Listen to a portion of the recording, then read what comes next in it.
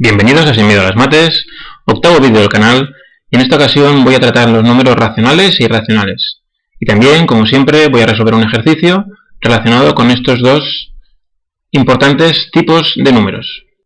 Bien, como siempre me gusta destacar a quién me dirijo cuando hago este vídeo, y también, como suele ser habitual, me dirijo fundamentalmente a dos grupos de estudiantes. En primer lugar, a aquellos y aquellas que estéis estudiando las pruebas de acceso a ciclo formativo de grado superior, ya que, como habéis visto, el ejercicio que voy a resolver es un ejercicio de examen de matemáticas de las pruebas de acceso. Y en segundo lugar, me dirijo a los estudiantes de secundaria. Como los números racionales e irracionales se empiezan a dar en primero de la ESO y se utilizan hasta el final del bachillerato, pues creo que este vídeo puede ser útil para aquellos y aquellas que estéis estudiando cualquier curso de la secundaria. También, por supuesto, el vídeo puede ser interesante a estudiantes de otros niveles educativos o simplemente para cualquier persona interesada en saber más sobre números racionales e irracionales. Bien, empiezo ya con el ejercicio, que dice lo siguiente. Indicad si las siguientes afirmaciones son ciertas o son falsas y explicad el porqué. Vamos a empezar con el apartado A, que nos pregunta si el número pi es más grande o igual que la raíz de 10. Bien, para saber esto, simplemente lo que tenemos que hacer es buscar el valor de cada uno de estos números. Y bien, sabemos que el número pi es aproximadamente igual, que es lo que significa este símbolo, a 3,14. Y la raíz de 10, si la introducís en una calculadora, os saldrá que es aproximadamente igual a 3,16. Por lo tanto, tenemos que el número pi es más pequeño que la raíz de 10. ¿Y esto qué significa? Pues que la afirmación que nos dan en el apartado A es falsa. Bien, aprovechando este apartado, voy a recordar lo siguiente. Tanto el número pi como la raíz de 10, que por cierto la raíz de 10 se puede descomponer en el producto de raíz de 2 por raíz de 5. Para hacer esto tenéis que conocer las propiedades de los radicales, y aquí os dejo un enlace a uno de mis vídeos donde las explico.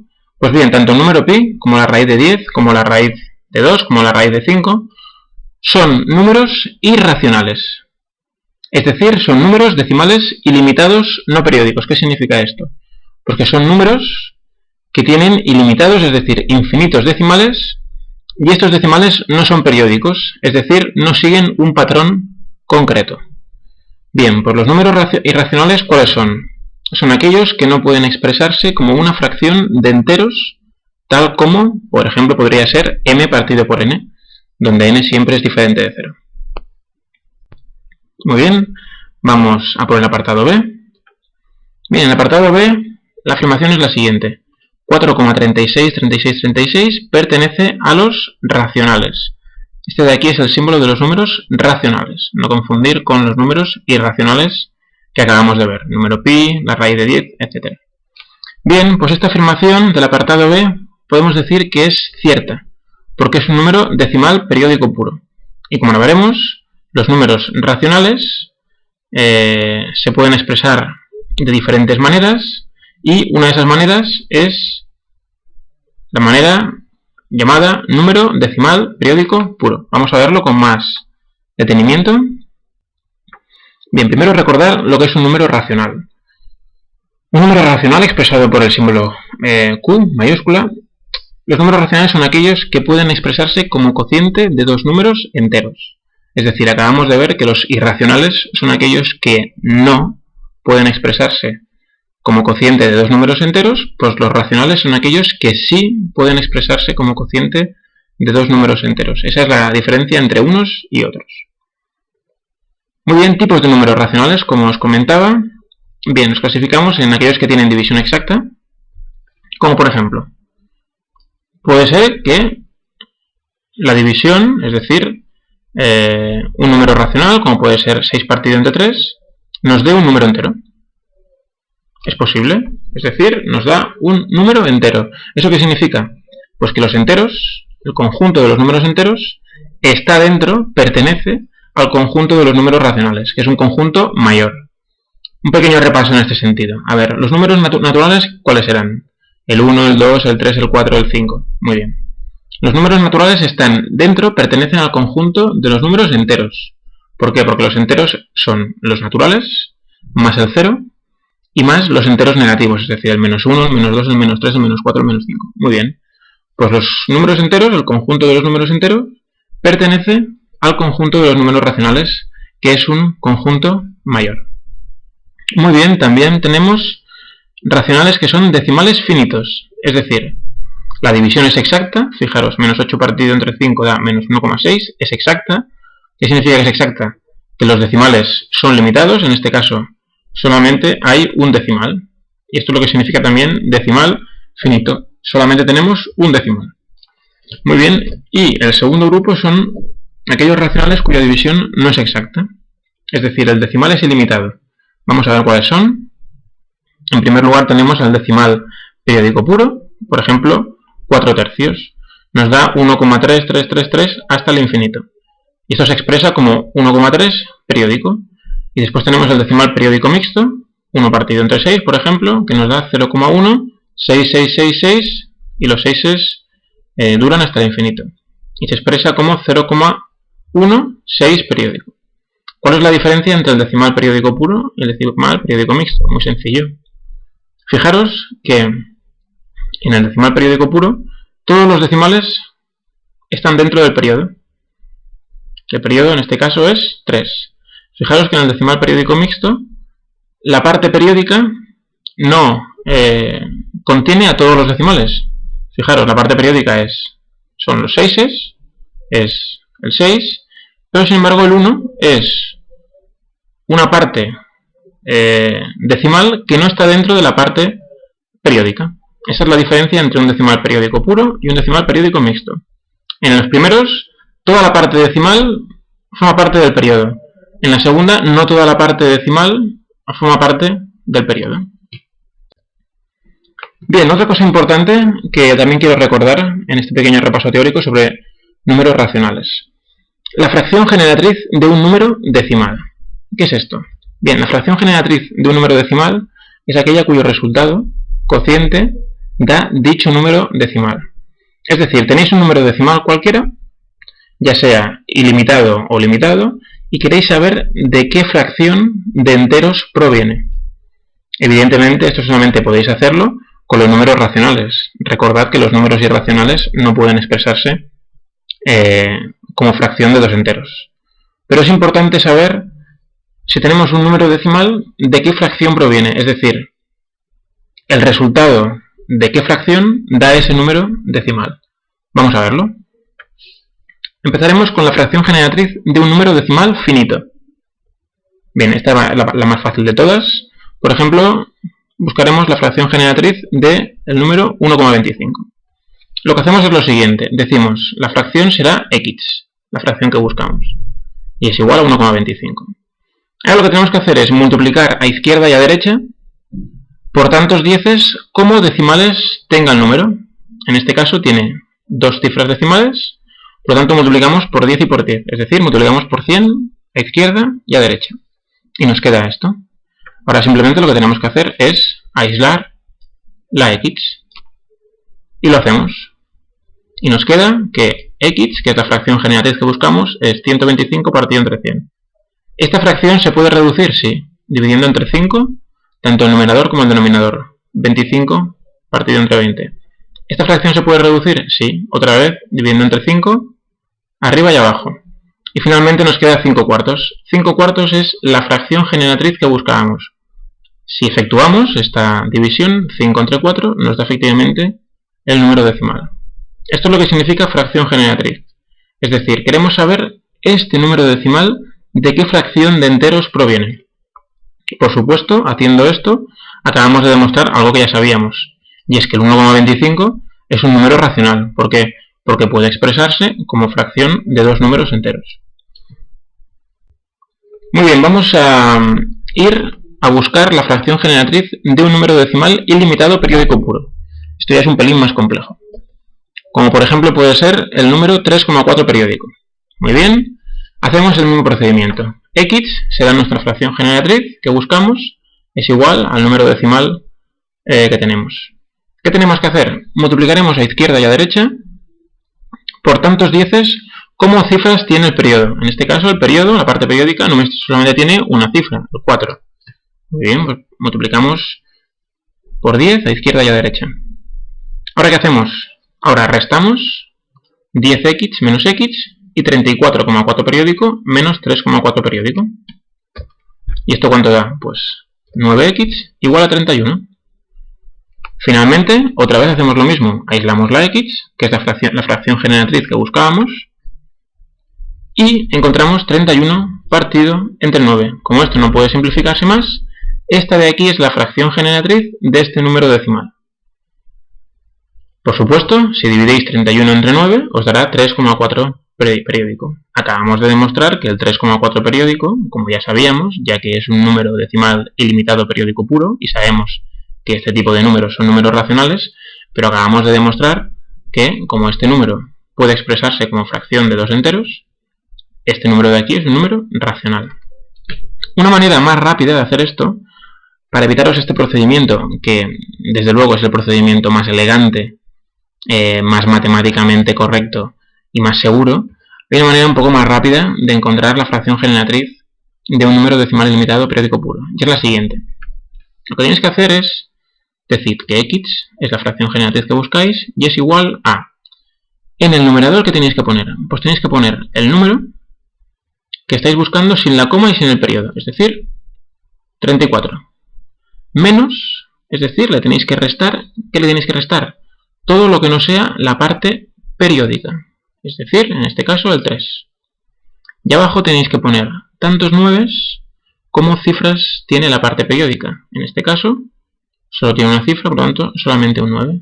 Y si os fijáis, hemos encontrado, evidentemente, la misma fracción generatriz que con el método anterior. Este método es un método un pelín más rápido, pero bueno, quizá no es tan elegante, no es tan matemático, no es tan formal como este de aquí, ¿no? Pero bueno, si tenéis prisa y si os acordáis de cómo hay que calcular el numerador y el denominador, pues es un método fácil para encontrar la fracción generatriz. Bien, y finalmente, la más difícil de todas las fracciones generatrices es la fracción generatriz de un número decimal ilimitado periódico mixto. Como por ejemplo, la fracción generatriz del número 5,12 periódico. Muy bien, como siempre decimos que la fracción generatriz que buscamos es x y es igual al número decimal. Ahora lo que tenemos que hacer es transformar este número decimal periódico mixto en un número decimal periódico puro. En este caso, ¿cómo se consigue eso? Multiplicando a los dos lados por 10. Fijaros que ya hemos transformado este número en un número decimal periódico puro. Y ahora simplemente es hacer lo mismo que hemos hecho con los números decimales periódicos puros en el anterior ejemplo. Ahora multiplicamos por tantas dieces como cifras tiene el periodo. En este caso el periodo solamente tiene una cifra, por lo tanto multiplicamos a izquierda y a derecha por 10. Y tenemos 100x igual a 512,2 periódico. Y ahora, como antes, restamos 100x menos 10x y esto de aquí menos esto de aquí. Tenemos esto, hacemos las restas y nos queda 90x igual a 461. Aislamos la x y ya hemos encontrado la fracción generatriz de este número decimal ilimitado periódico mixto. Esta fracción generatriz no se puede simplificar más y si hiciéramos esta división, por supuesto, obtendríamos este número de aquí. Acabamos de demostrar, aunque ya lo sabíamos, que esto de aquí es un número racional, porque puede expresarse como fracción de dos números enteros. También hay un método más rápido en este caso, y se hace de la siguiente manera. Como siempre, decís que x es la fracción generatriz. ¿Y qué tenemos que hacer? Bueno, aquí ponemos el número que nos dan sin coma y sin periodo, es decir, 512. Y le restamos todo aquello que no es la parte periódica, es decir, el 5 y el 1, 51. Y lo dividimos por tantos 9 como cifras tiene el periodo, es decir, el periodo tiene solamente una cifra, pues un 9, y tantos ceros como cifras tiene el antiperiodo, es decir, la parte decimal que no es periódica, es decir, el 1. Por lo tanto, este 9 es porque hay una cifra periódica y este 0 es porque hay una cifra en el antiperiodo, es decir, la parte decimal que no es periódica. Bueno, es un pelín complicado, pero si lo hacéis, fijaros que llegáis a la misma fracción generatriz que con el método más formal. Bien, ya os digo, no es demasiado recomendable esta manera rápida de hacerlo porque creo que puede confundiros y como os equivoquéis en alguna cosilla que no recordéis bien, la vais a liar, pero bueno, si lo tenéis claro y tenéis prisa, pues es una manera muy rápida de encontrar la fracción generatriz de un número decimal, tanto en este caso periódico mixto y en el anterior periódico puro. Muy bien, entonces con lo que sabemos ya hemos respondido al apartado B, pero podríamos completar la información haciendo lo siguiente, calculando la fracción generatriz de este número decimal periódico puro que tenemos aquí. Bueno, ¿y cómo se hace? Pues en este caso lo hacemos con el método más rápido. ¿El método más rápido cuál sería? Pues fijaros, decir que la fracción generatriz x es igual a 436, ¿por qué? Cogemos el número sin la coma y sin el, fijaros, sin el símbolo de periódico y le restamos a 4, ¿por qué? Tenemos que restarle todo aquello que no sea el periodo y todo aquello que no es el periodo es el número 4. Y abajo lo dividimos por 99, ¿por qué? Porque tenemos que poner tantos 9 como cifras tiene la parte periódica. En este caso, la parte periódica es 36. Tiene dos cifras, dos 9. Y ya hemos encontrado la fracción generatriz de nuestro número decimal periódico puro. De esta manera hemos demostrado muy claramente que evidentemente, que efectivamente este número de aquí pertenece a los racionales. ¿Por qué? Porque se puede expresar como fracción de dos números enteros. Bien, vamos a por el apartado C. Este apartado es tremendamente sencillo. Nos dice que miremos si esta afirmación es cierta. Bueno, lo único que tenemos que hacer es operar, ¿no? Simplemente lo que hacemos es decir 6 al cuadrado es 36, 8 al cuadrado es 64, lo sumamos y la raíz cuadrada de 100 es 10, por lo tanto esto de aquí es falso, tan sencillo como esto. Y finalmente el apartado D, que nos dice, también nos pregunta si esta afirmación de aquí es correcta, es cierta o es falsa. Dos maneras de hacerlo. La primera, posiblemente la más sencilla, es multiplicar en cruz, es decir, este 2 de aquí pasa a este lado multiplicando y el 2 por la raíz de 5 pasa a este lado también multiplicando. Y nos queda 2 por 5 es igual a 2 por raíz de 5 por raíz de 5. ¿Esto es cierto? Sí, porque raíz de 5 por raíz de 5 nos dará 5. Por lo tanto nos queda 2 por 5 igual a 2 por 5. Eso es cierto, ¿verdad? Por lo tanto ya hemos demostrado que esto de aquí es cierto. Otra manera quizá más elegante de hacerlo es racionalizando. Lo que haremos será, cogemos la parte de la izquierda de la expresión y vamos a demostrar si esta parte de la izquierda, racionalizando, nos da la parte de la derecha. ¿En qué consiste racionalizar? En eliminar del denominador las raíces. ¿Cómo lo hacemos? Pues multiplicando tanto arriba como abajo por raíz de 5. Tanto el numerador como el denominador lo multiplicaremos por raíz de 5 con el objetivo de eliminar la raíz del denominador. Lo hacemos y ¿qué ocurre? Pues que raíz de 5 por raíz de 5 da 5. Y en este paso de aquí, ¿qué ocurre? Que este 5 con este 5, como están multiplicando tanto arriba como abajo, se cancelan y nos queda finalmente raíz de 5 partido entre 2, que es la parte de la derecha del igual. Por lo tanto, acabamos de demostrar, racionalizando, que el apartado D, la afirmación del apartado D, es cierta. Pues muy bien, hasta aquí este octavo vídeo del canal. Espero que como siempre os haya resultado útil, os haya resultado interesante. Y bien, si ha sido así, no dudéis en clicar a me gusta, eso me animará a seguir haciendo más vídeos. Suscribiros al canal para tener un mejor acceso, comentad todo aquello que queráis.